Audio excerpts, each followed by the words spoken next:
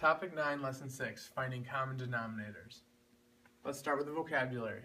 Common denominator. They're fractions that have the same denominator. The way we do it is pretty much just like we found with the least common multiple. We can look at it and say 1/3 and 2/4. Well, let's just find out what the multiples of 3 and 4 are. So we have 3, 6, 9, 12, 15, 18, 21, 24, and for 4, we start with 4, 8, 12, 16, 20, 24, and 28. And then we look which ones are the same. We have 12, we also have 24, and then to find the common denominator for 3 and 4, we can choose 12 or 24 or any of the other common multiples that we find. A second way of doing that is by drawing a picture. This is representing the same thing as what we see over here. We shaded in 1/3 of that square and 2/4 of this square. If I'm looking to find a common denominator between the two of them, remember what we did, that trick I told you in 9-5, where you multiplied the two together? We can do that, and I want to make it into 12ths. So I have my third,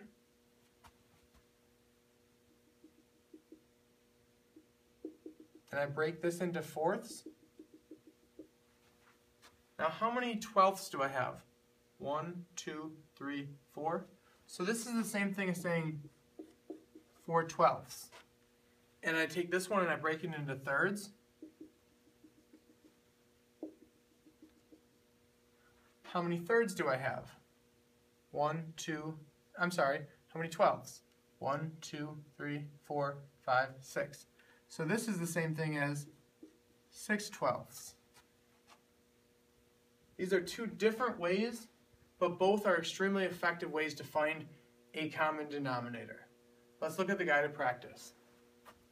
If we're looking for a common denominator of 2/3 and 3/4, we could do what we did before, where we say 3, 6, 9, 12, 15, and 4, 8, 12. We have 12, so 12 is going to be a common denominator. It's not asking for the least common denominator, it's just asking for a common denominator. Let's look at this one, 1/6 and 1/3. We could do this way again, or we could do that trick where we just multiply the two numbers together. 6 times 3, that gives us a common denominator of 18. That could be your answer. Is that the least common denominator? Let's find out. We have 6, 12, 18, 24, 3, 6, 9, 12, 15, 18. So I have 18 in both of them, just like I found before. But if you look closer, you see 6 is also in both of them. So 6 would be the least common denominator. Let's look at number 3. 3/8 and 2/3. 8, 16, 24, 3, 6, 9, 12, 15, 18, 21, 24. I have 24 and 24. So I could have found it that way. And look at this, I'll find it the exact same answer as if I multiply 8 times 3. And that's how we find common denominators. I'll see you tomorrow.